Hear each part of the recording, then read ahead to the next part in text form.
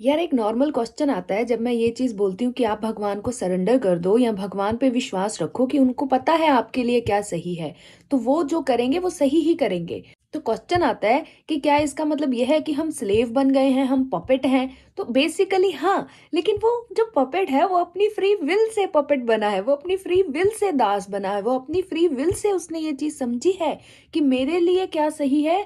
ये मेरी बुद्धि को नहीं पता है, मेरे इंटेलेक्ट में इतना इतना स्ट्रांग नहीं है कि उसको ये पता हो कि मेरे लिए क्या सही है। तो वो अपनी free will say divine will को सरेंडर कर रहा है, डिवाइन को सरेंडर कर रहा है। लेकिन अगर उसको कभी किसी दिन लगे कि वो जाना चाहता है, तो उसको कोई रोकेगा नहीं, उसके पास स्टिल फ्री विल है कि वो जा सकता है और वो बोल सकता है कि मुझे पता है कि मेरे लिए क्या सही है। तो भगवान उसे रोकेंगे नहीं, और सामने वाला इंसान, अगर आपने किसी इंसान को सरेंडर करा है तो वो उसको रोकेगा नहीं।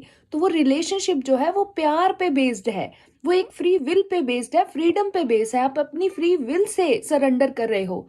लेकिन सेम चीज मास्टर स्लेव डायनामिक में वैलिड नहीं होती, वहां पे आपको बेच दिया जाता है, वहां पे आपकी कोई से नहीं है। और एक दिन अगर आप जाना चाहो तो आप जा नहीं सकते हो, वहां पे पूरा का पूरा कंट्रोल है, मास्टर ही पावर में है।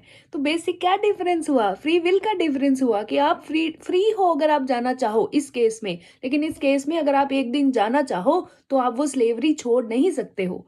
और दूसरा क्या हो गया कि यहाँ पे मास्टर का को प्रायोरिटाइज करा जाता है कि मास्टर के लिए क्या सही है, उसके लिए स्लेव को यूज करा जाता है। लेकिन इस केस में आपके स्लेव, जो स्लेव है उसी की प्रायोरिटाइजेशन होती है, उसके लिए क्या सही है उसके अकॉर्डिंग उसको गाइडेंस दी जाती है। तो जो पहला है वो है fear based control, master slave dynamic is a fear based control, it's abuse, it's kind of a control abuse. और दूसरा क्या है? लव बेस्ड गाइडेंस, कि आप फ्री हो, मेरे को गाइडेंस चाहिए, आप गाइडेंस के लिए जा रहे हो, प्यार से उस रिलेशनशिप में हो। लेकिन अगर एक दिन आप जाना चाहो तो कोई आपको रोकेगा नहीं जाने से।